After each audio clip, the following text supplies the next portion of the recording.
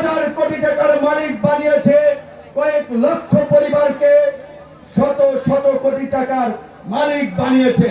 কাজে এই সরকার যেন সুন্দরভাবে দেশ চালাতে না পারে, বাংলাদেশ যেন একটি ব্যর্থ এবং কার্যকর রাষ্ট্রে পরিণত করে, তাই তারা নানামুখী চক্রান্ত করছে। তাই তাদের চক্রান্ত সম্পর্কে সজাগ এবং সতর্ক থেকে দেশকে স্থিতিশীল রাখতে হবে। দেশের অর্থনীতির চাকাকে সচল করার জন্য গার্মেন্টস সহ সকল সেক্টরকে স্থিতিশীল রাখতে হবে। আমরা পরিষ্কারভাবেই বলছি, গার্মেন্টস সহ শ্রমিকদের যে ন্যূনতম মজুরির দাবি 20,000 টাকা অত্যন্ত যৌক্তিক দাবি। গার্মেন্টস সহ অন্যান্য প্রতিষ্ঠানের শ্রমজীবী মানুষরা ওভারটাইমের জন্য যে বেতনের দাবি করছে যৌক্তিক দাবি। এক্সট্রা ডিউটি করালে মানসম্মত নাস্তা দেওয়া যৌক্তিক দাবি। আগামীতে আমরা মেধার ভিত্তিতে বাংলাদেশ গড়ে তুলতে চাই।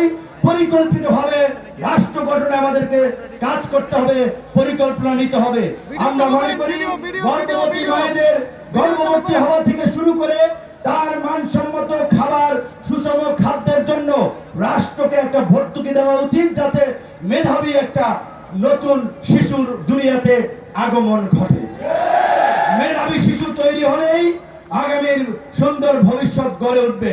এই যে আমাদের শ্রমজীবী মানুষ চিকিৎসা পায় না, ঢাকা মেডিকেলের বারান্দায় ঘুরতে ঘুরতে জুতা স্যান্ডেল ক্ষয়, পিজিতে একটা সিট পাওয়া যায় না, বেসরকারি হসপিটালে সবাই চিকিৎসা নিতে পারে না। এই অন্তর্বর্তীকালীন সরকারকে আমরা বলবো, বাংলাদেশের 53 বছরে আপনারা রাষ্ট্রকে পুনর্গঠনের যে সুযোগ পেয়েছেন, দলমত নির্বিশেষে সকলকে নিয়ে রাষ্ট্র পুনর্গঠন করুন। আজানের পরে 2 মিনিট বলে আমরা পাশে মসজিদ নামাজে দাঁড়াবো। আজানের জন্য একটু বিরতি, 2 মিনিট আজানের পরে বলে শেষ করবো।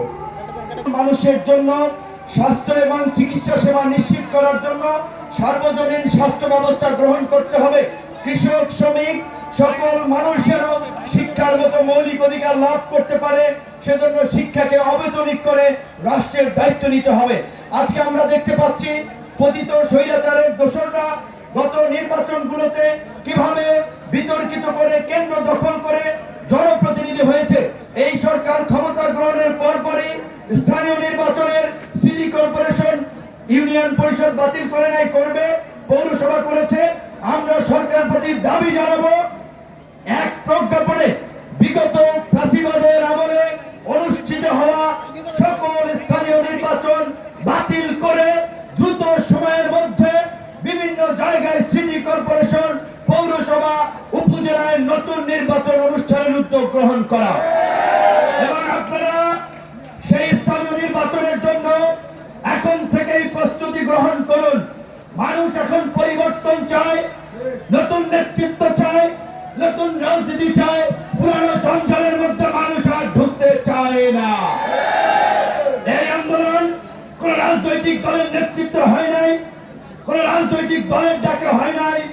দেশের আপনার জনসাধারণ, দেশটা কারো বাপের নাকি, এই দেশটা কারো বাপের না, এই স্লোগান দিয়ে জনতার রাষ্ট্র প্রতিষ্ঠা করার জন্য, জনতার অধিকারের প্রতিষ্ঠা করার জন্যই এই ফ্যাসিবাদের পতন ঘটিয়েছে।